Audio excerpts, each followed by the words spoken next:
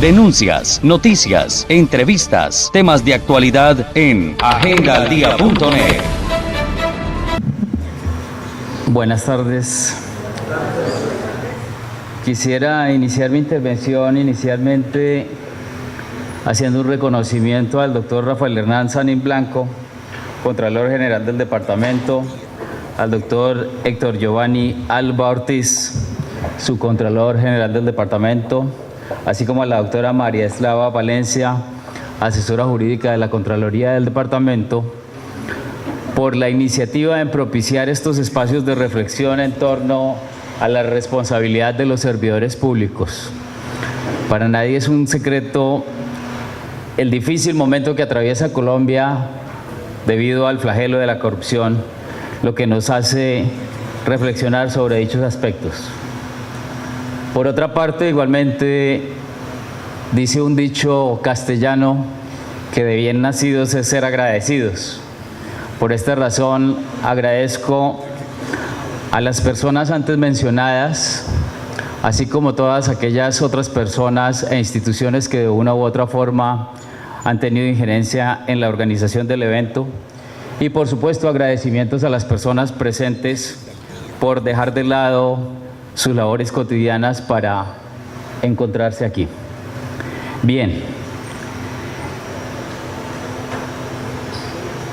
El profesor Jaime Orlando Santofimio Gamboa, eminente magistrado de la sección tercera del Consejo de Estado, además profesor emérito de la Universidad Externado de Colombia, dice que dentro de una concepción moderna de la actividad administrativa, es decir, la vinculada a un Estado constitucional y social de derecho, no se puede perder de vista que ésta no debe seguir entendiéndose como una creación espontánea y aislada, simple resultado del ejercicio arbitrario o prepotente de la fuerza de los órganos administrativos o de sus atribuciones, sino por el contrario, como producto de un poder aconductado y sometido al derecho, ejercido a través de unos procedimientos garantísticos previamente definidos.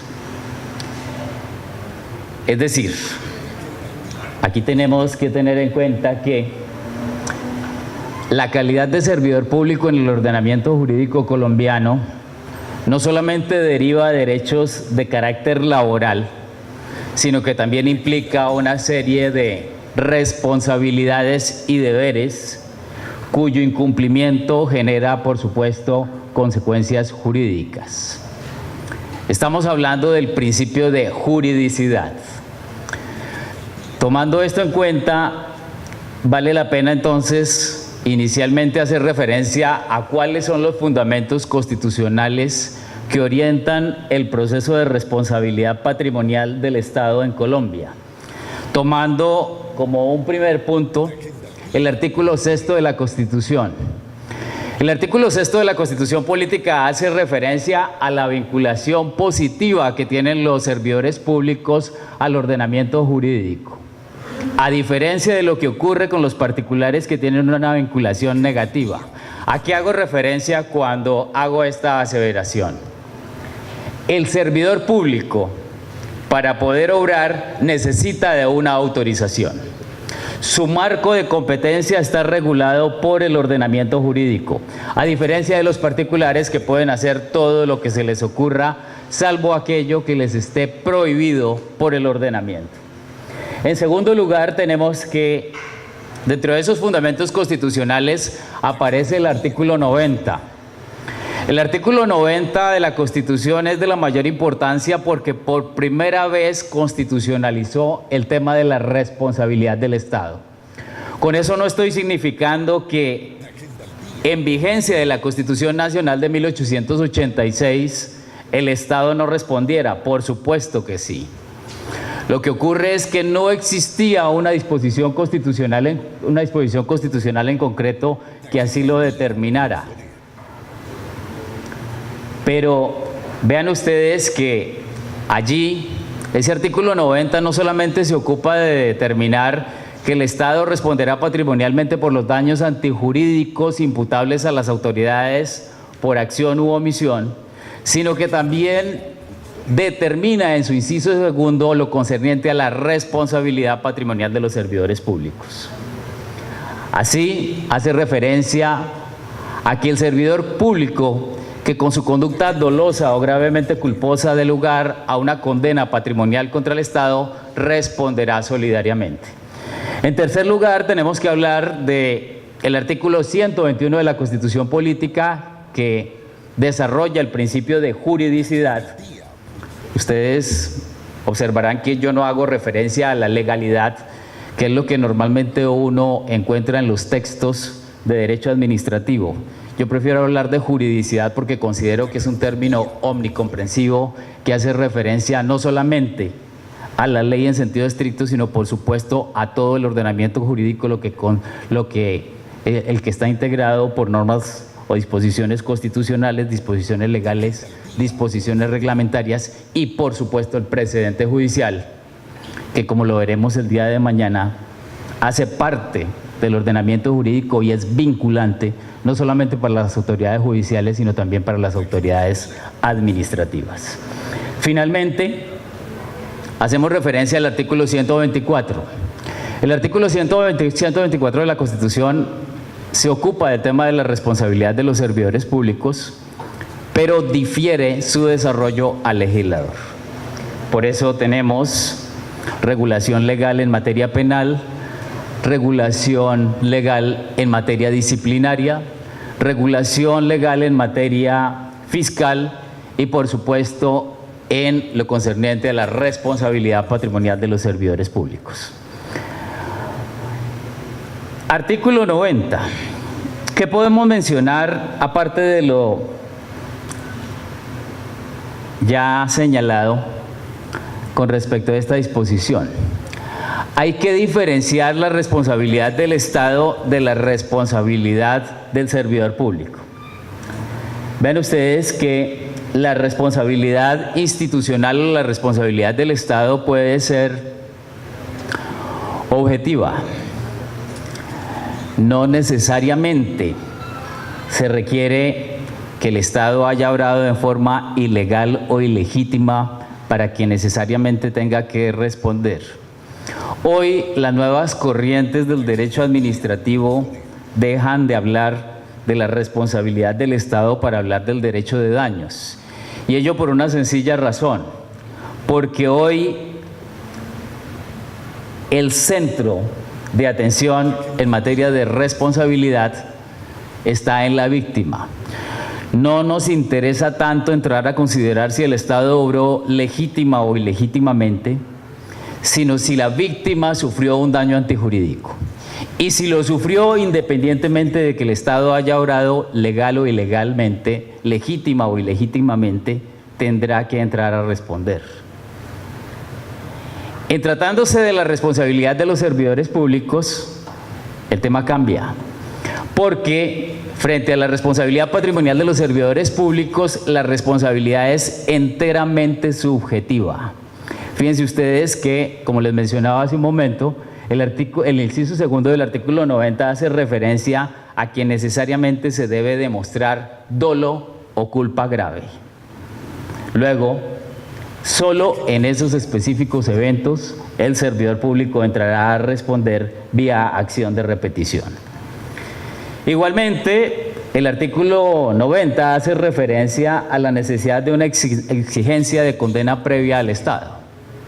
Eso es lo que se deduce del artículo 90. Sin embargo, debemos insistir en el hecho de que en el artículo 90 no se agota el tema de la responsabilidad patrimonial de los servidores públicos, porque como les mencionaba, el artículo 124 difiere al legislador el desarrollo de esta acción y pues es claro que no solamente la responsabilidad devendrá de la existencia de una condena o de un acuerdo conciliatorio o cualquier otro tipo de terminación alternativa de solución de conflictos, sino que incluso cabe la posibilidad del llamamiento en garantía para que dentro del mismo proceso donde se está analizando la responsabilidad del Estado, se analice en forma conjunta la del servidor público, lo que sería el ideal para que bajo una sola cuerda procesal se resuelvan los dos extremos. Ya habíamos hecho referencia al régimen subjetivo de responsabilidad para los servidores públicos y finalmente debemos decir que el mecanismo para efectos de deducir esa responsabilidad patrimonial es la acción de repetición. Ese va a ser el tema del que me voy a ocupar y aspiro, si el tiempo me lo permite, a... me disculpan un momento, por favor, a ocuparme de estos tres aspectos. Primero, de los aspectos sustanciales de la responsabilidad patrimonial de los servidores públicos. Segundo, de los presupuestos para la declaratoria de responsabilidad patrimonial vía acción de repetición. Y tercero, los presupuestos procesales de la responsabilidad patrimonial de los servidores públicos. Confiemos en que el tiempo nos ayude. Bien, ¿cuáles son los fundamentos legales de la acción de repetición? En primer lugar, tenemos el artículo 54, de la Ley 80 de 1993, como ustedes lo saben, Estatuto General de Contratación. Allí se hacía referencia a que las entidades públicas, el Ministerio Público, los particulares e incluso los jueces podían iniciar la acción de repetición en forma oficiosa. Esa disposición, que resultaba tenía unos propósitos de eficiencia bastante loables, pero fue derogada por la Ley 678 del 2001. Tenemos también dentro de la acción de repetición la Ley 270 de 1996, que como ustedes bien saben es la ley estatutaria de Administración de Justicia. Allí se regula en un capítulo lo concerniente a la responsabilidad patrimonial de los servidores judiciales. Tenemos la Ley 288 de 1996. La Ley 288 de 1996 es una ley que consagra una serie de instrumentos que están orientados para hacer efectiva la indemnización de perjuicios a las víctimas que han sido afectadas por violación de derechos humanos. Aquí estamos hablando de condenas proferidas por cortes internacionales. Piensen ustedes, por ejemplo, en la Corte Interamericana de Derechos Humanos. ¿Cómo hacer efectivo el pago de una sentencia proferida por la Corte Interamericana de Derechos Humanos? Pues ahí en la Ley 288 de 1996 vamos a encontrar la respuesta. Pero un aspecto a resaltar y que es del interés para el tema que estamos analizando, lo es que allí se señala que aquellas sentencias proferidas por tribunales internacionales, de las cuales se pueda establecer que el servidor público en Colombia dio lugar a esa decisión por su conducta dolosa o gravemente culposa, dará lugar a la acción de repetición. Es decir, no son solamente las sentencias proferidas por autoridades nacionales, sino también por tribunales internacionales. Por supuesto, la Ley 678 del 2001, que se ocupa de los aspectos sustanciales, aspectos procedimentales, legitimación por activa, legitimación por pasiva, presupuestos de procedibilidad, en fin. Igualmente, pues tenemos que hacer referencia a la Ley 1437 de 2011, Código de Procedimiento Administrativo y de lo Contencioso Administrativo, que en su artículo 142 regula el medio de control de repetición. Y finalmente la Ley 1474 del 2011, que en su artículo 82 determina por una vez más que son sujetos de la acción de repetición no solamente los servidores públicos, sino también los particulares, contratistas, asesores o consultores. Como ven ustedes, hay un pletórico agregado de leyes que se ocupan de este tema de la acción de repetición, por lo que valdría la pena hacer referencia a si existe suficiente regulación en materia de acción de repetición. En Colombia tenemos un problema que es el fetichismo normativo. Todos creemos que lo que tenemos no es suficiente y tenemos la tendencia a creer que los problemas los resolvemos con normas. Y en este punto quiero hacer un llamado de atención para decirles, pensar que con expedir leyes que no se cumplen las cosas cambiarán, no es la solución. Con aplicar las normas existentes podemos combatir la corrupción. Lo importante es la existencia, la voluntad para hacerlo. Nosotros nos quejamos de la corrupción. La pregunta es, ¿qué estamos haciendo para atacar la corrupción? ¿Qué están haciendo las entidades públicas? ¿Qué están haciendo los comités de conciliación? En ese punto, el doctor Esteban me va a ayudar esta tarde, porque la Procuraduría General de la Nación, el señor Procurador General de la Nación, a través del memorando 009 de este año, nos ha establecido una serie de lineamientos a los procuradores judiciales con funciones administrativas para desarrollar labores de prevención, y próximamente vamos a adelantar una serie de gestiones orientadas a visitas a las diferentes entidades públicas y comités de conciliación para ver qué están haciendo las entidades en materia de prevención del daño antijurídico, qué están haciendo las entidades en materia de acción de repetición, qué están haciendo las entidades a efectos de hacer llamamientos en garantía.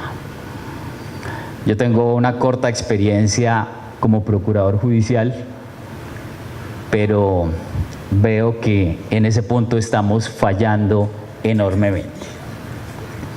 ¿Cuál es la finalidad de la acción de repetición? Pues, como ustedes bien lo saben, esto está orientado a la protección del patrimonio público. Pero hay que tener en cuenta que la acción de repetición no es una acción de carácter sancionatorio, no. Es una acción de carácter patrimonial, de carácter indemnizatorio. La idea, ¿cuál es? Que el Estado pueda recuperar aquellas sumas de dinero que debió reconocer como consecuencia del pago de condenas o de aprobación de conciliaciones o de cualquier otro mecanismo alternativo de solución de conflictos. Ello siempre y cuando se logre acreditar el proceder doloso o gravemente culposo del servidor público. Vale la pena hacer referencia a cuáles son las construcciones teóricas que tratan de justificar la responsabilidad patrimonial de los servidores públicos. En este punto, haciendo un recorrido por la doctrina, encontramos que hay 3 teorías que nos pueden servir de fundamento. La primera, la teoría estatutaria. La segunda, la teoría de la relación especial de sujeción. Y tercero, un criterio material que subraya el aspecto funcional, las labores encomendadas al servidor público para efectos de deducir responsabilidad patrimonial. ¿Qué quiere decir esto de la teoría estatutaria?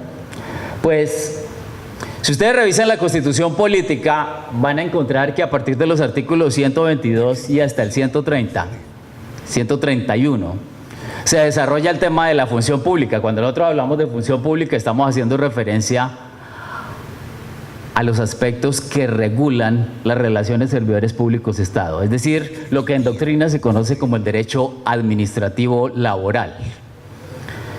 En el artículo 123 se hace referencia a quiénes son servidores públicos, y entonces allí vamos a encontrar que el constituyente optó por una concepción omnicomprensiva en la medida que hace referencia a que son servidores públicos los miembros de corporaciones públicas, los empleados públicos y los trabajadores oficiales. Cuando hablamos de miembros de corporaciones públicas, pues estamos hablando de senadores, representantes, diputados, concejales y ediles. Cuando hablamos de empleados públicos, estamos hablando de aquellos servidores públicos que se vinculan a la administración a través de una relación legal y reglamentaria. Y cuando hablamos de trabajadores oficiales, estamos hablando de aquellos que se vinculan a través de una relación de carácter contractual laboral. Fíjense ustedes que para nada importa si la vinculación obedece a elección popular, a razones de confianza o simplemente del mérito. todos son servidores públicos. Estábamos hablando de la teoría estatutaria, y cuando hablamos de la teoría estatutaria, pues básicamente nos estamos enfocando en los empleados públicos, que les decía, tienen una relación legal y reglamentaria, lo que implica que de antemano el ordenamiento jurídico regula todo lo concerniente al ingreso, permanencia y retiro en el servicio.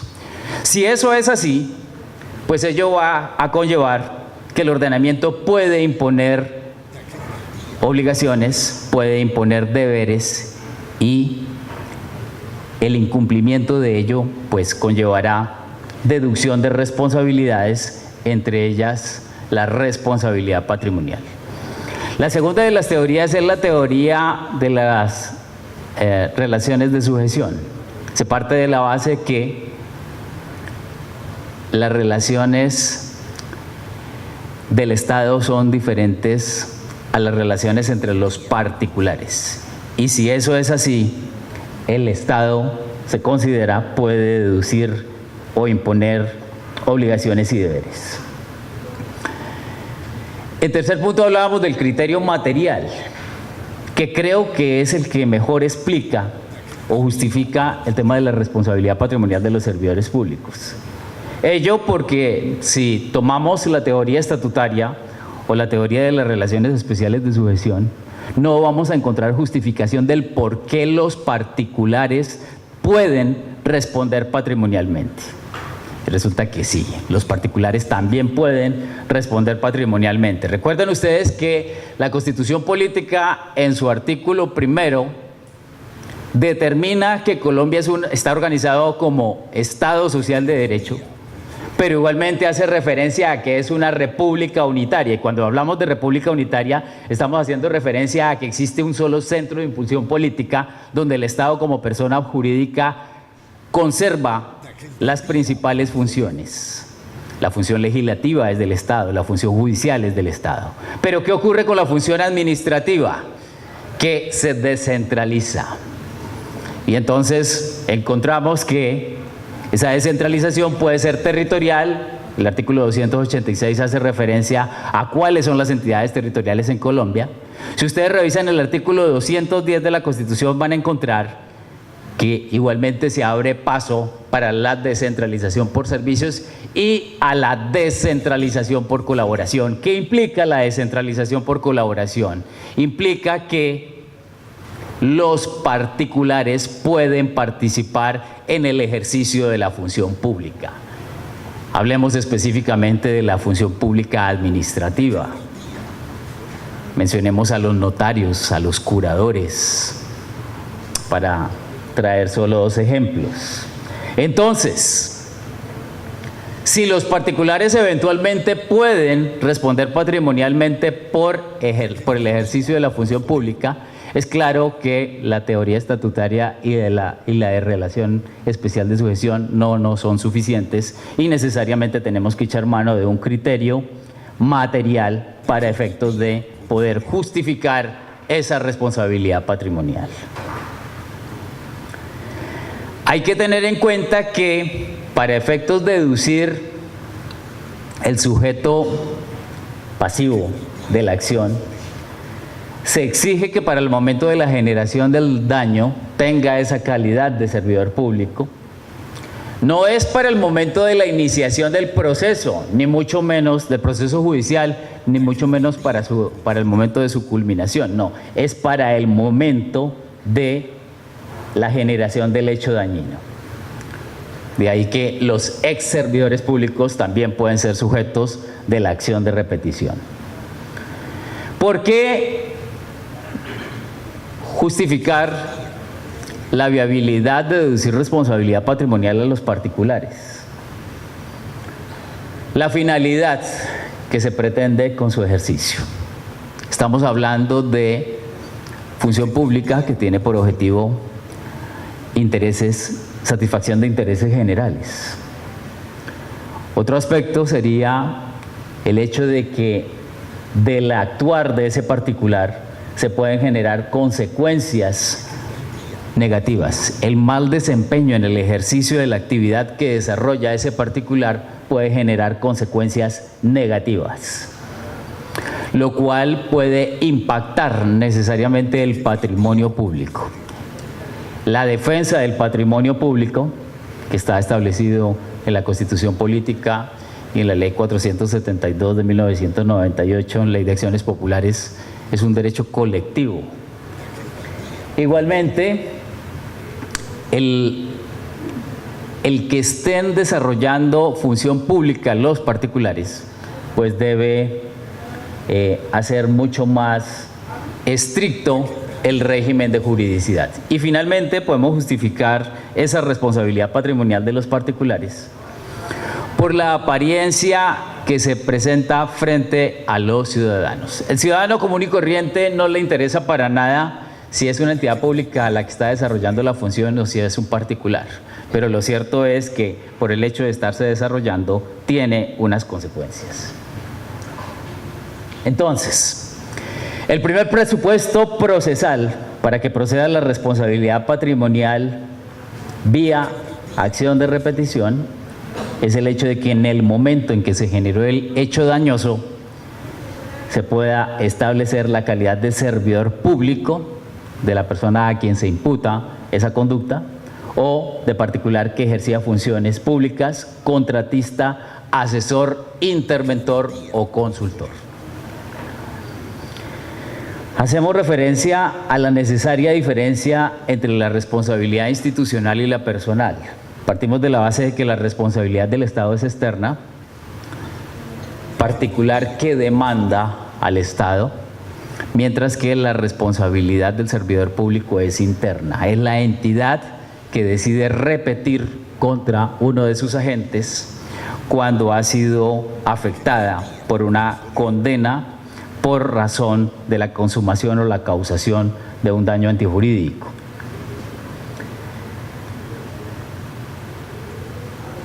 Hemos venido hablando de responsabilidad patrimonial y en este punto ustedes dirán qué diferencias hay entre la responsabilidad patrimonial vía acción de repetición y el tema de la responsabilidad fiscal. Contralorías. Pues lo primero, en cuanto a los fundamentos normativos, ya decíamos que el marco regulador de la acción de repetición se concentra básicamente en el inciso segundo de la Constitución Política, mientras que la responsabilidad fiscal se derivan de los artículos 268 y sus siguientes, ¿cierto? En lo que hace referencia a los cauces para reclamar hay diferencias porque en el tema de la acción de repetición pues es una acción de carácter judicial del conocimiento de la jurisdicción de lo contencioso administrativo, bueno, no solamente de la jurisdicción contencioso administrativo, porque en este punto hay que advertir que la Corte Suprema de Justicia, Tribunal Supremo de la Jurisdicción Ordinaria, también conoce de la acción de repetición. Y ustedes se preguntarán ¿en qué evento? Pues en el evento en que el servidor público haya sido un consejero de Estado. Claro, el Consejo de Estado es el órgano responsable de conocer de la acción de repetición contra altos servidores públicos. Pero ¿qué pasa cuando son consejeros de Estado los que estén siendo objeto de la acción de repetición? Pues es obvio que no pueden ser juez y parte y por esta razón la competencia la tiene la Corte Suprema de Justicia. Obviamente entonces esas decisiones que se profieren en el seno de la jurisdicción pueden ser objeto de recursos como el de apelación. Cuando hablamos del control fiscal, el tema es diferente, porque estamos hablando de una actuación administrativa. Sí, la pregunta es ¿cómo definir la función administrativa? Y vaya que eso sí es una pregunta difícil de resolver. Porque si a ustedes les pregunto qué es la función constituyente, la legislativa o la judicial, ustedes seguramente lo van a resolver muy fácilmente. Pero si les pregunto qué es la función administrativa, creo que van a estar en dificultades. ¿Qué tiene que ver la celebración de un contrato con el nombramiento de un servidor público o con la clausura de un establecimiento público. Tres aspectos completamente diferentes y sin embargo estamos frente al ejercicio de la función administrativa. Si ustedes se ocupan de estudiar autores como el maestro García Enterría, que en paz descanse, a Libardo Rodríguez, a Jaime Berrocal, a Jaime Betancourt, entre otros, ustedes van a encontrar que ellos llegan a un consenso. Ellos dicen, para que usted defina la función administrativa, simplemente apele a un criterio residual en el entendido que lo que no le encuadre dentro de la función constituyente, legislativa o judicial será función administrativa. Vean ustedes que a nosotros nos hablan de la función constituyente, legislativa, judicial y administrativa, y pareciera ser que la administrativa es la de la rama ejecutiva, cosa equivocada porque la función administrativa no la desarrollamos a partir del órgano, porque la función administrativa es una función transversal. En todas las ramas, órganos y entidades del Estado se desarrolla la función administrativa. Y por supuesto la Contraloría General de la República, las Contralorías Territoriales desarrollan esa función administrativa. La función fiscal es especie de esa función administrativa. Y las decisiones se adoptan a través de actos administrativos que son sujetos de control de legalidad por parte de la jurisdicción de lo contencioso administrativa. Entonces vean ustedes que en lo que tiene que ver con los cauces para reclamar hay diferencias importantes. Ya hicimos referencia también a la naturaleza de la actuación. Les decía que en el caso de la acción de repetición es judicial, mientras que el proceso de responsabilidad fiscal es administrativo. Los espacios de actuación. Es claro que el espacio de la actuación de la Contraloría es mucho más reducido. Entre otras cosas, allí el sujeto pasivo es un sujeto calificativo porque tiene que tener gestión fiscal. Mientras que en la acción de repetición puede ser cualquier servidor público. Vean ustedes que la responsabilidad del Estado, la Constitución Política hace referencia a que el Estado responderá patrimonialmente por los daños antijurídicos imputables a las autoridades por vía de acción u omisión. La cuestión es, ¿de dónde deviene el origen del daño antijurídico? Si uno revisa la ley 1437, especialmente en lo que tiene que ver con la acción de reparación directa, pues vamos a encontrar que allí se señala que el Estado responderá por los hechos, omisiones, operaciones o por la ocupación temporal o permanente de inmuebles por causa de trabajos públicos. Pero también dice, y por cualquier otra causa. Hoy podemos deducir responsabilidad del Estado por el hecho del constituyente, por el hecho del legislativo, por el hecho de la actividad judicial y por supuesto por el hecho de las autoridades administrativas y de los particulares en ejercicio de función pública. Luego, todas esas eventualidades pueden dar origen al ejercicio de una acción de repetición.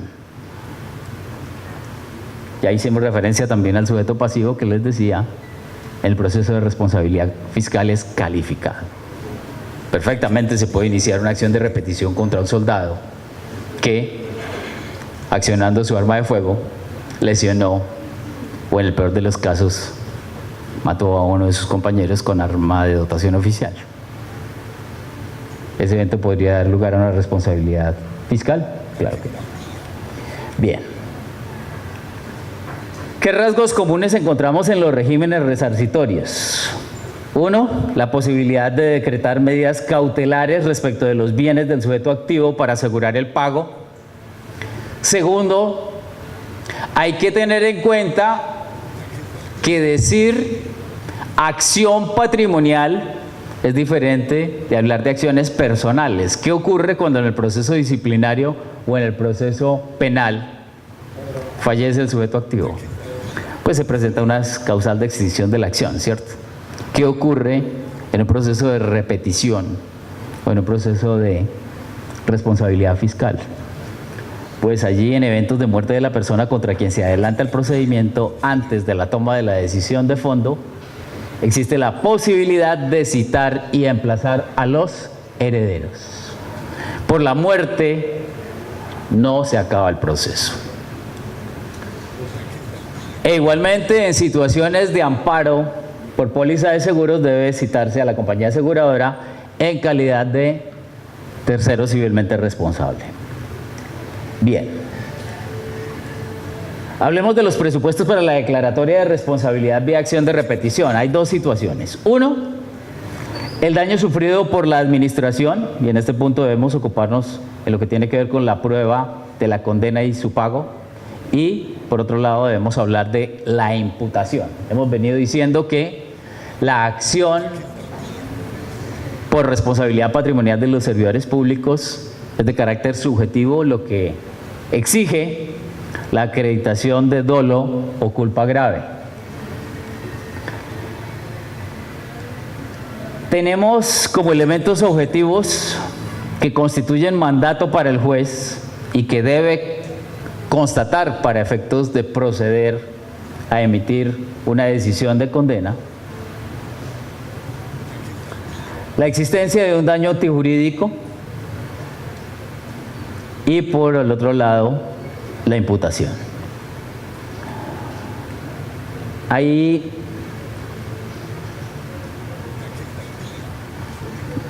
me disculpan un momento, por favor. Sí.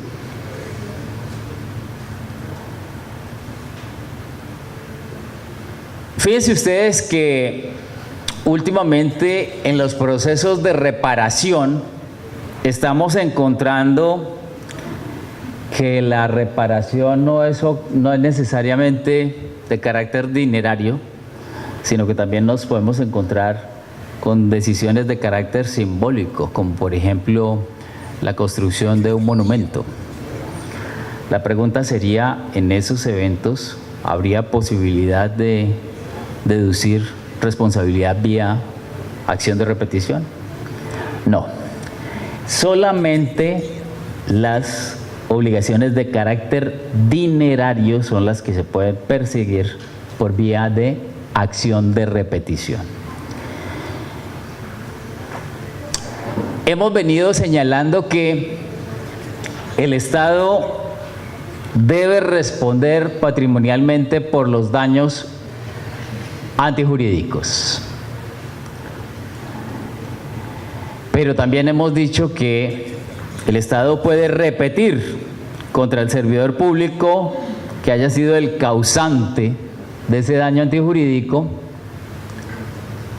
a condición de que su conducta hubiese sido dolosa o gravemente culposa.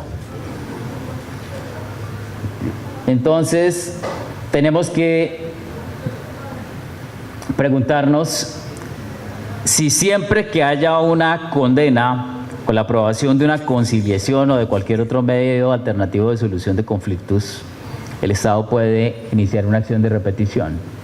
Y la respuesta es negativa, porque son solamente algunos los pagos que el Estado no está obligado a soportar. ¿Cuáles pagos debe soportar el Estado indefectiblemente? Es decir, que no habría eventos en los cuales no habría lugar a iniciar una acción de repetición. Primero, cuando la condena proferida por la jurisdicción esté soportada en la aplicación de títulos objetivos de responsabilidad. En materia de responsabilidad, ustedes saben que existen títulos subjetivos como el de la falla del servicio, pero también existen títulos objetivos como el de el riesgo excepcional y el de daño especial y el riesgo excepcional. Títulos objetivos.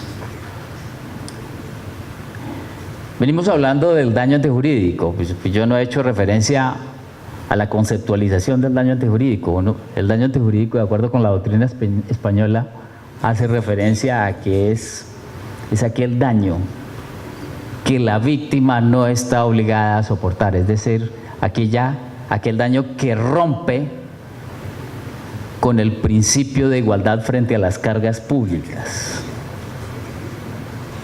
Hace un momento les decía que más que hablar de responsabilidad del Estado, hablemos de constitucionalización del derecho de daños. ¿Por qué? Porque les decía que lo que nos debe interesar es la víctima. Entonces, ¿qué ocurre cuando el Estado obra legítimamente, pero causa un daño antijurídico? Es decir, un daño que la víctima no está en el deber de soportar. Pues en ese caso es claro que el Estado no podría iniciar una acción de repetición contra el servidor público. Pensemos en el caso de la privación injusta de la libertad.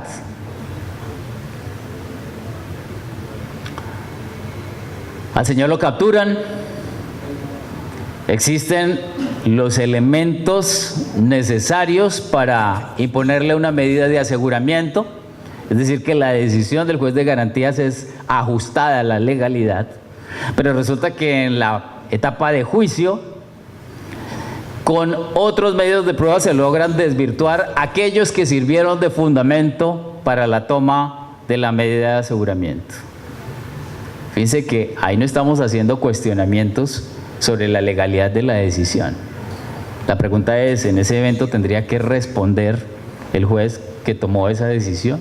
Bueno, aunque me metí con un tema bastante complejo porque con esos vaivenes del Consejo de Estado en materia de responsabilidad del Estado por privación injusta de la libertad, ya estoy en la Procuraduría, ya no soy juez, entonces ya hablo con más libertad.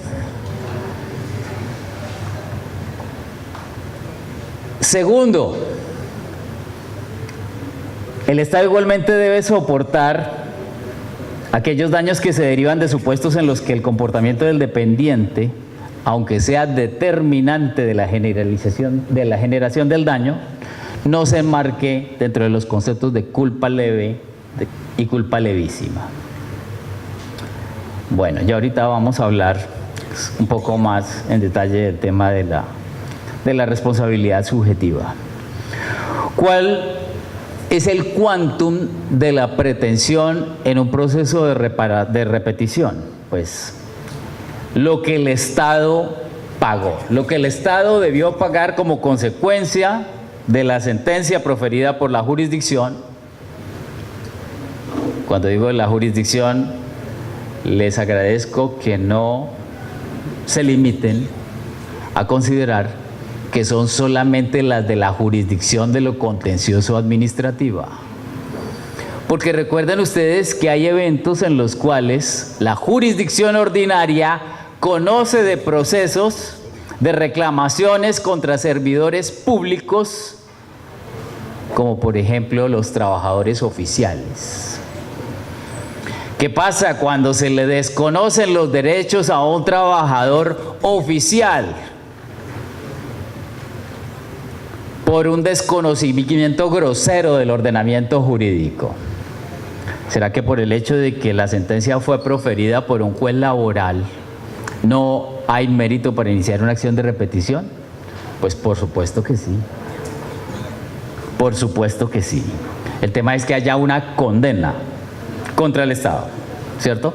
Y que se logre establecer que el agente o dependiente del Estado propició esa condena resultado de una conducta dolosa o gravemente culposa. Es claro que dentro del proceso de acción de repetición no se pueden reclamar indemnización por daños hipotéticos o eventuales. Aquí no hay lugar a suposiciones o conjeturas. Lo que se puede perseguir dentro del proceso de la acción de repetición es el daño emergente. Aquí tampoco hay lugar a reclamación de perjuicios materiales por lucro cesante. Hay tres situaciones que quiero que consideremos, que es lo referente al pago total, al tema de las copias simples y a los documentos que acreditan el pago. Lo primero, no hay lugar a la acción de repetición por pagos parciales. Si ustedes revisan el artículo 142 de la ley 1437, dice allí: cuando el Estado haya debido hacer un reconocimiento indemnizatorio con ocasión de una condena, conciliación, otra forma de terminación de conflictos que sean consecuencia de la conducta dolosa gravemente culposa del servidor o exservidor público o del particular en ejercicio de funciones públicas, la entidad respectiva deberá repetir contra estos por lo pagado. No está haciendo referencia a pago total, ¿cierto? Lo que podría llevar a pensar que eventualmente se podría perseguir vía acción de repetición pagos parciales. Pero esa disposición tenemos que interpretarla en concordancia con lo dispuesto por la ley 678 en sus artículos 8 y 11 y por la ley 1474, donde queda claro que hay un limitante, pues solo puede cobrarse el pago total de la condena. Ante un pago parcial no hay lugar a la acción de repetición. Esto, entre otras cosas, porque el momento en que se termina de pagar la condena es el que nos va a servir de referente para efectos del cómputo de términos para el ejercicio oportuno de la acción de repetición. ¿Cuál es el término de caducidad para el ejercicio de la acción de repetición? 2 años, ¿cierto? Pero 2 años contados ¿a partir de qué momento? Desde el día siguiente del pago efectivo de la condena, siempre y cuando se haya realizado dentro del plazo legal para el efecto, o a partir del día siguiente al vencimiento del plazo legal fijado al efecto, si la entidad no ha terminado de pagar la condena. Ustedes dirán, ¿a qué hace referencia con el plazo legal? Pues es que hay 2 situaciones. Uno, el decreto 01 del 84, Código Contencioso Administrativo. Recuerden ustedes que todavía hay procesos que se están fallando bajo la regulación del decreto 01 del 84.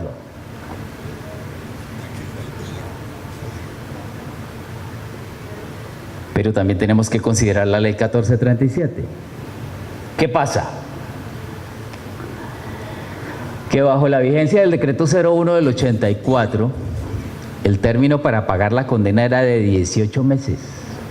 Mientras que en vigencia de la ley 1437 es de 10 meses.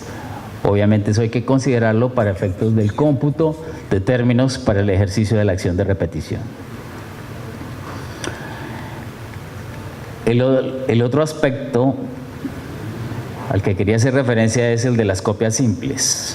Bueno, eso generó muchas discusiones, creo que en este momento ya está zanjado, no solamente vía jurisprudencial, sino porque ya hay regulación específica sobre la materia en la ley 1437. ¿Qué documentos acreditan el pago? En este punto, pues, tenemos que decir que hay un avance en la ley 1437. Si miramos el artículo 142, allí se menciona que cuando se ejerza la pretensión autónoma de repetición, el certificado del pagador, tesorero o servidor público que cumpla tales funciones, en el cual conste que la entidad realizó el pago, será prueba suficiente para iniciar el proceso con pretensión de repetición contra el funcionario responsable del daño. En esto es innegable que hubo un avance, porque antes de la expedición de la ley 1437, en una interpretación completamente restrictiva del Consejo de Estado, decía que se requería el paz-y-salvo o la copia del documento donde se acreditara el recibo del pago. No era suficiente con la resolución que ordenaba el pago ni con el comprobante de egreso, cosa que en mi criterio violentaba abiertamente el principio de presunción de la buena fe. Sí, el Código Civil dice cómo es que se concreta la demostración del pago, pero no se nos puede olvidar que aquí estamos hablando de derecho administrativo ¿Y qué pasa con el principio de presunción de legalidad de las decisiones administrativas? Afortunadamente, el tema queda zanjado. La ley 1437 simplemente habla de una constancia, un certificado del pagador tesorero. Ustedes como entidades, pues, sean proactivos, simplemente acopien la copia de la resolución que ordena el pago, el comprobante de egreso y, por supuesto, el certificado del pago. Eso será suficiente.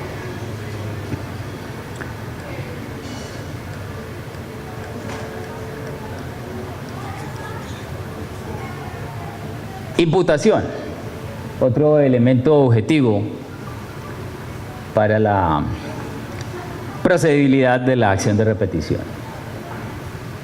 Ya hemos venido señalando que hay diferencias sustanciales en lo que tiene que ver con la responsabilidad institucional frente a la responsabilidad del servidor público. En la medida en que al servidor público se le exige que su comportamiento sea doloso o gravemente culposo. La pregunta es, ¿cómo determinar el alcance de esos conceptos? Porque ¿qué ocurre? Que la ley 6678 los define, y es más, establece unas presunciones o unos hechos constitutivos de presunción de dolo o de culpa grave. Pero ¿qué ocurría antes de la vigencia de la ley 678? Pues en ese evento tuvo que la jurisdicción de lo contencioso administrativo echar mano del artículo 63 del Código Civil, que no nos daba una respuesta muy plausible sobre el tema. Entonces, la cuestión es, si hablamos de culpa grave, fíjense que hace un momento decíamos que el Estado debe soportar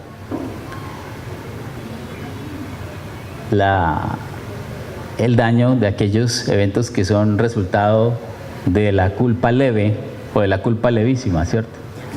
Solamente podrá iniciar acción de repetición o hacer llamamiento en garantía cuando hayan elementos de los cuales se pueda deducir el dolo o la culpa grave. ¿Eso qué quiere decir? Que no cualquier conducta, así sea errada, compromete la responsabilidad del funcionario público.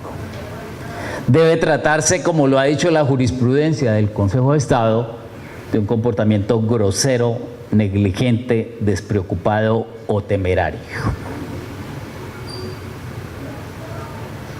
Importante es considerar el contenido de los artículos 6 y 91. ¿Por qué? Ya hace un momento les hablaba del principio de 6 y 90. Les hablaba de la vinculación positiva al ordenamiento jurídico que tienen los servidores públicos. Luego, tenemos que considerar lo concerniente a las funciones. Vean ustedes que el artículo 122 de la Constitución, al referirse a los elementos del empleo público, determina que para que haya empleo público en Colombia, el cargo debe estar en planta, deben estar establecidas sus funciones y deben estar provistos los emolumentos correspondientes al pago.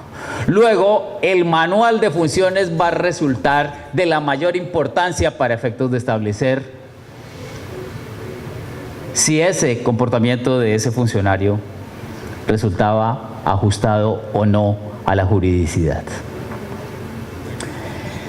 La ley 678 nos facilitó la tarea porque define el dolo y define la culpa. ¿Cómo se define el dolo? Dice que la conducta es dolosa cuando el agente del Estado quiere la realización de un hecho ajeno a las finalidades del servicio del Estado. Es decir, para que haya dolo, como ustedes bien lo saben, volviendo por allá a nuestras clases de Derecho Penal General en el pregrado, estamos hablando del elemento cognoscitivo y el elemento volitivo. No solamente es el conocer, sino también el querer, ¿cierto? Gracias. Ahora, cuando hablamos de culpa, se hace referencia a que la culpa grave es la consecuencia de una infracción directa a la Constitución, a la ley o de una inexcusable omisión o extralimitación en el ejercicio de las funciones. Esto me hace pensar a mí, porque miren ustedes que cuando el artículo 230 dice: los jueces en sus providencias solamente estarán sometidos al imperio de la ley, uno se queda pensando y dice: oiga, espere, pero es que el artículo 4 de la Constitución dice que la Constitución es norma de normas. Y el artículo 53 me dice: los convenios internacionales de la Organización Internacional del Trabajo hacen parte de la legislación interna. Y el artículo 93 me dice: los tratados internacionales en materia de derechos humanos ratificados que se ocupan de derechos humanos no susceptibles de limitación ni siquiera bajo el amparo de los estados de excepción prevalecen en el orden interno. Y si miro el 214 me dice que los estados de excepción bajo ningún presupuesto se pueden desconocer las reglas del derecho internacional humanitario. ¿Cómo así que los jueces solo están sometidos al imperio de la ley? Bueno, la Corte Constitucional nos salvó el problema, nos resolvió el problema y nos dijo: ojo, cuando allí en el 230 se hace referencia a la ley, estamos hablando del ordenamiento jurídico en su conjunto, lo que incluye el precedente. Miren lo que está diciendo allí. El Código Penal hace referencia al delito de prevaricato y dice: el servidor público que profiera resolución o dictamen manifiestamente contrario a la ley. Entonces, si el servidor viola la Constitución o un tratado internacional, no responde por prevaricato. El conocido doctor Malo Fernández, como magistrado de la Sala de Casación Penal de la Corte Suprema de Justicia, profirió una sentencia donde condenó por el delito de prevaricato a un servidor público por desconocimiento del precedente judicial. El problema no es solamente de normas hoy, porque es que con el precedente judicial se establecen subreglas, que es lo que la Corte ha definido como la famosa ratio decidendi. Entonces miren ustedes que cuando se habla de infracción directa a la Constitución o a la ley, también tenemos que hacer referencia a todo el ordenamiento jurídico. En ese punto que debemos llamar la atención, miren ustedes que una de las funciones de los comités de conciliación es definir los parámetros de vinculación de los abogados que van a defender los intereses de las entidades. Y el procurador nos dice: hágame el favor y me revisa cuáles son los parámetros que están tomando en cuenta las entidades para efectos de vincular a abogados. Porque es que debemos partir de la base de que las entidades deben de tener los mejores abogados, ¿cierto? Entonces, cuando la autoridad está tomando una decisión, ¿cuál es la primera causal de nulidad del acto administrativo? Dice: el desconocimiento de las normas superiores en que debía fundarse. Esas normas superiores son el precedente, puede ser el precedente, ¿cierto? Piensen ustedes en una sentencia de control abstracto de constitucionalidad. Luego, entonces, cuando hablamos de culpa grave, no solamente hablamos de una infracción directa a la Constitución y a la ley, sino de todo el ordenamiento jurídico en su conjunto. Por supuesto, de una inexcusable omisión, nuestra limitación en el ejercicio de funciones. Es que, como lo dice el doctor Gil Botero, ex magistrado del Consejo de Estado y ex ministro de Justicia, del servidor público se espera más que del común de los ciudadanos en tanto cumple una función de garante de la sociedad. De allí que un error suyo no solo repercute en su esfera privada, sino que tiene consecuencias en el patrimonio público y en el de los administrados. Ahora, ¿Qué ocurre cuando se demuestra que el hecho que dio lugar a la indemnización sea imputable al dolo o a la culpa grave del funcionario, pero también a fallas de la administración? Porque ocurre y con bastante frecuencia, ¿cierto? Pues ahí hay que analizar el grado de participación de ambas, por supuesto, todo lo que tiene que ver con el dolo y la culpa grave y tomar las decisiones en proporción. Bueno, estamos hablando de el dolo, de la imputación y de la necesidad de establecer la existencia de dolo o culpa grave para poder hablar de responsabilidad patrimonial. ¿Cómo probar ese dolo o esa culpa? Pues hay que hacer referencia a lo que ocurre en vigencia del decreto 01 de 1984, antes de la ley 678 y con posterioridad a la ley 678. ¿Por qué? Porque antes de la vigencia de la ley 678 no se hablaba de presunciones, lo cual necesariamente dificultaba el tema probatorio para efectos de deducir responsabilidad vía acción de repetición. En esta materia, pues, había una libre apreciación de la prueba y se consideraba que la sentencia constituía un indicio grave en contra del agente. En vigencia de la ley 678, pues el tema cambia sustancialmente, se establecen presunciones y se invierte la carga de la prueba a favor del Estado.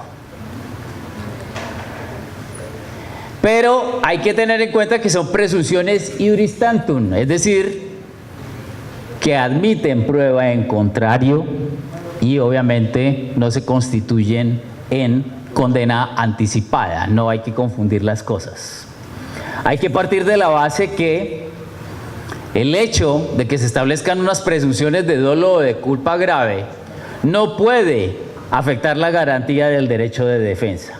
¿Eso qué quiere decir? Que el servidor público tiene la posibilidad de desvirtuarlas a través de los diferentes medios de prueba que al efecto establece el ordenamiento jurídico.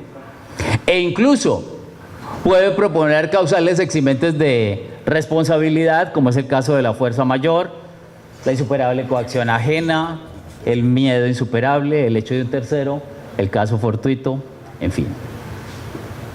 Hay que partir de la base que con el establecimiento de estas presunciones no se vulnera el principio de presunción de inocencia ni el de la buena fe, porque como les digo, pues hay una plena garantía del derecho de defensa. Ahora, hay que tener en cuenta que ¿qué implica la conceptualización de una presunción? Pues la doctrina dice que las presunciones son una institución procesal que tiene por finalidad el conocimiento indirecto de unos hechos sospechados pero inciertos. ¿La idea cuál es? Establecer un instrumento para contrarrestar la dificultad que puede conllevar probar la responsabilidad de los servidores públicos, con la consecuente afectación que ello implicaría no solamente para la defensa del patrimonio público, sino para los principios de la moralidad, eficacia, eficiencia, economía, etcétera.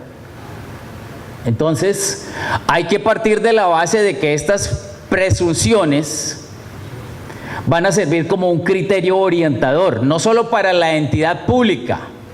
Vean ustedes que vuelvo otra vez al punto, comités de conciliación y ojo, representantes legales, porque sabemos que las entidades, no todas las entidades públicas están obligadas a tener comité de conciliación. Cuando la decisión es de comité, pues parecería que la cosa es más sencilla.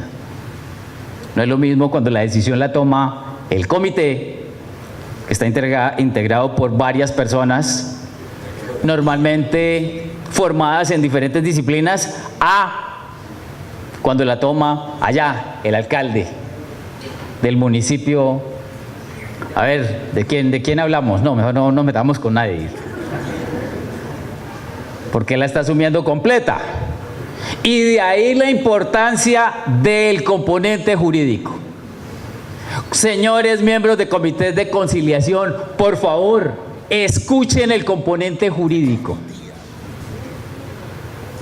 Son personas formadas en estas materias, personas que uno esperaría que están al tanto de los avances jurisprudenciales. El señor es economista, secretario de despacho de, pues sí, eso es lo de él. Escuche el componente jurídico. Va a resultar indispensable. Pero miren ustedes que la ley les está facilitando el trabajo. ¿Por qué? Porque les está diciendo, mire, aquí hay unas presunciones. Partimos de una sospecha.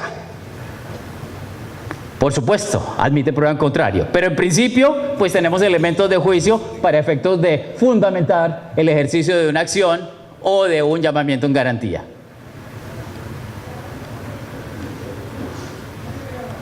Ojo, según el artículo 36 del artículo 48 de la ley 734, constituye falta gravísima del servidor público no ejercer la acción de repetición en forma oportuna.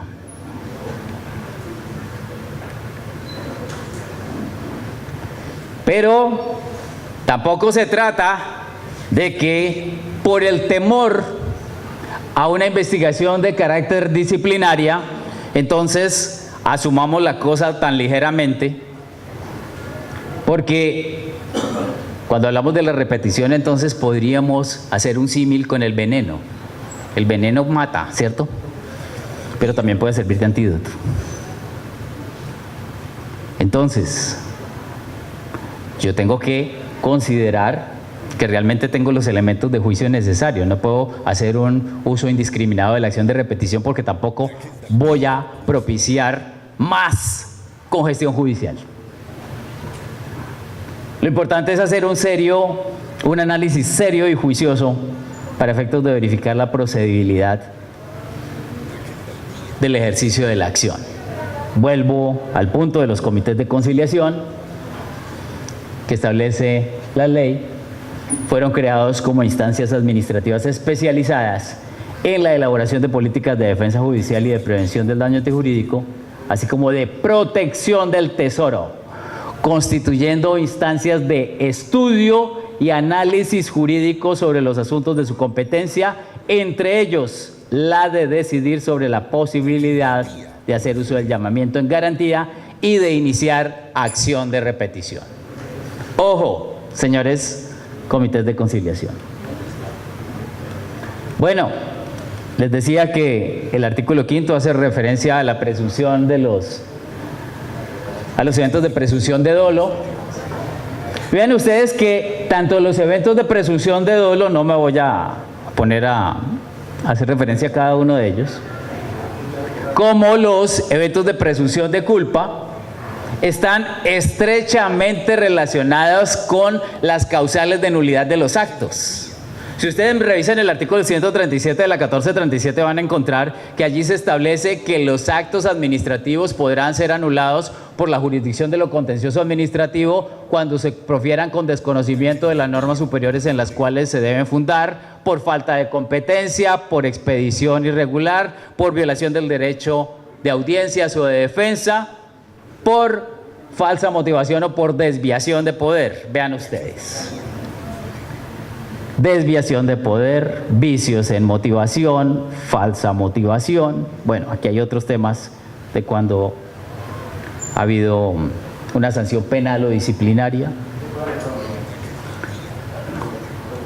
En lo que tiene que ver con las presunciones de culpa, pues, mire, violación de normas de derecho, abuso de competencia, omisión de formas sustanciales, violación del debido proceso. Entonces adviertan ustedes que están estrechamente relacionadas con las causales de nulidad de los actos. Pregunta: ¿los hechos constitutivos de presunciones de dolo o de culpa grave obedecen a un sistema de números clausus o números apertus? Pues como ustedes bien saben, partimos de la base que esos hechos que allí aparecen no obedecen a una relación taxativa, sino a una relación meramente enunciativa. Lo cual quiere decir que si ustedes advierten una situación que en su criterio está envuelta en un grado de culpabilidad del dolo, de culpa grave, pero que no está enmarcada dentro de las situaciones previstas en los artículos 5 y 6 de la Ley 678, no quiere decir que por ello no puedan iniciar una acción de repetición. Claro que sí. Lo que pasa es que las presunciones invierten la carga de la prueba.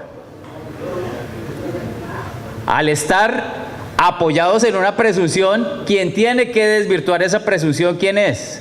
El accionado. Pero si el hecho no corresponde a uno de los enmarcados dentro del artículo 5 o el 6, pues ahí el tema es que el Estado tiene que demostrar el dolo o la culpa grave. Hay que partir de la base que las presunciones no pueden constituirse en obstáculo para recuperar el patrimonio público, restringiendo los casos de dolo o culpa grave a los que se señalan en la ley. La relación de hipótesis allí consignada en modo alguno limita o reduce la acción de la administración y el juez de la acción de repetición. Y como les decía, en eventos donde no operan las presunciones, la carga de la prueba está en cabeza del Estado, por lo que le corresponderá a este demostrar que el servidor público obró bajo una de esas modalidades.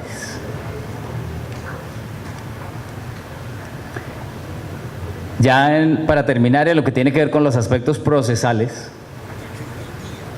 encontramos que los mecanismos para viabilizar la responsabilidad del Estado lo son, por un lado, el llamamiento en garantía y por otro, la acción de repetición. La verdad es que en el tiempo que llevo en el ejercicio como juez administrativo y como procurador, que ya cuentan años, no conozco el primer llamamiento en garantía. ¿Será que no hay elementos suficientes para efectuar llamamiento en garantía? Señores, entidades públicas. Algunos dicen, no, es que hacer llamamiento en garantía es admitir la responsabilidad. ¿Será? Yo puedo manejar el tema a través de presunciones, a través de argumentos principales y argumentos subsidiarios, ¿sí o no? La idea, ¿cuál es? Que en una sola cuerda procesal se pueda resolver el tema. Hace poco teníamos un caso en el tribunal de un proceso de repetición cuyos hechos ocurrieron hace 20 años. Y yo me preguntaba, ¿este cliente realmente tiene responsabilidad en el tema? Pero ¿será que el paso del tiempo lo que generalmente aumentó considerable la condena? Ahí no tendrá responsabilidad el Estado. La rama judicial, ¿cierto? ¿Será que no? Bueno. Llamamiento en garantía. Se parte de la base de que es un mecanismo establecido en los códigos de procedimiento y que permite a quien ha sido demandado en el proceso poder hacer un llamado para que en el evento de resultar condenado pueda encontrar respaldo en esta persona. Es decir, surgen dos relaciones: relación de demandante-Estado y relación Estado llamado en garantía. Aquí la idea es vivenciar el principio de economía procesal. Bueno, hay que tener en cuenta que de la acción de repetición, que es una obligación derivada de un mandato legal, luego no es una posibilidad facultativa. Y vuelvo, insisto, y llamo la atención en los comités de conciliación y por supuesto en los representantes legales de las entidades públicas. Establece el ordenamiento jurídico que su omisión es causal de destitución para el representante legal de la entidad que no promueva la acción de repetición en el término de los 6 meses siguientes al pago total de la condena. Vean ustedes que en este punto hay que considerar lo que dice la norma. Dice, los comités de conciliación de las entidades públicas deberán realizar los estudios pertinentes para determinar la procedencia de la acción de repetición.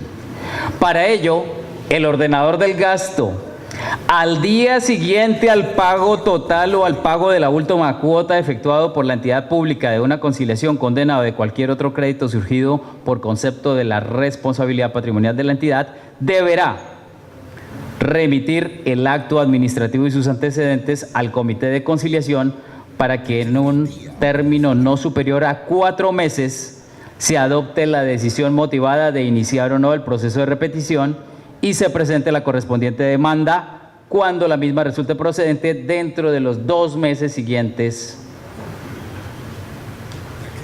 6 meses tienen. ¿Se está cumpliendo eso? Doctor Esteban, ¿cada cuánto nos llegan reportes de estudios de acciones de repetición? ¿No se les haga raro que en los próximos meses les llegue una oficina donde les digan hágame el favor y me da cuenta de las sentencias que se pagaron en tanto tiempo y qué decisiones han adoptado los comités de conciliación y los representantes legales? Porque vamos a visibilizar la Procuraduría, ¿sí o no, doctora Yajaira? Vamos a visibilizar la Procuraduría General de la Nación. Dejemos de estarnos quejando de la corrupción, vamos a enfrentarla. Pero eso no es una labor solamente de la Procuraduría, es de todos. Es de todos. ¿Quiénes tienen la legitimación por activa dentro de la acción de repetición? Lo acabamos de decir, la entidad pública. En principio, el principal llamado a promoverlo, ¿quién es? La entidad pública. Claro, ustedes dirán, oiga, pero pues usted es Ministerio Público, ¿qué pasó? Sí, también tenemos responsabilidad. Lo que pasa es que yo no estoy al tanto de cuándo pagaron ustedes la condena. ¿Sí me hago entender? Y por supuesto, también el Ministerio de Justicia y del Derecho a través de la Dirección de Defensa Judicial de la Nación o quien haga sus veces cuando la entidad perjudicada sea una entidad pública del orden nacional. Todos ellos tienen legitimación por activa. Por pasiva la tiene el funcionario o agente a quien se le imputa el hecho dañino, obviamente con calificación dolosa o gravemente culposa, que haya generado ese hecho y obviamente la respectiva condena en contra del Estado. En cuanto a la jurisdicción y competencia, pues miren ustedes que el Consejo de Estado tiene un fuero ahí especial. Hay una serie de servidores públicos que, dada su representatividad, solo pueden ser objeto de acción de repetición del conocimiento del Consejo de Estado. Pero también, como les mencionaba, la Corte Suprema de Justicia puede conocer de la acción de repetición cuando se dirija contra magistrados del Consejo de Estado, por supuesto los tribunales administrativos, en caso de servidores o servidores públicos, cuando la cuantía exceda de 500 salarios mínimos legales mensuales vigentes. Y obviamente siempre y cuando la competencia no esté asignada al Consejo de Estado. Y por supuesto los juzgados administrativos también tienen que ver en este tema, pero a condición de que la cuantía no exceda.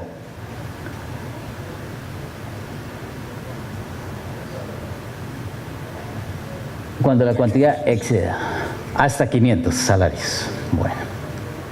En cuanto al procedimiento que se aplica, pues es el ordinario previsto en la Ley 1437. Medidas cautelares que resultan procedentes dentro del proceso de la acción de repetición. Tenemos el embargo, el secuestro y por supuesto la inscripción de la demanda, pero hay que tener en cuenta aquí que para evitar eventuales perjuicios que se puedan causar por razón de la imposición de la medida, se debe otorgar una caución y además de eso se debe allegar prueba, al menos sumaria, de la culpa grave o del dolo del accionado, con el fin de garantizar sus derechos. Finalmente, debo mencionar que en el caso de la acción de repetición, no procede la conciliación, el allanamiento ni la transacción y por supuesto tampoco el desistimiento. Bueno, en estos términos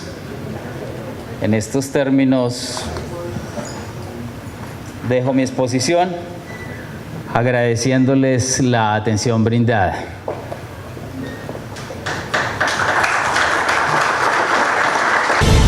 Denuncias, noticias, entrevistas, temas de actualidad en agendaldia.net.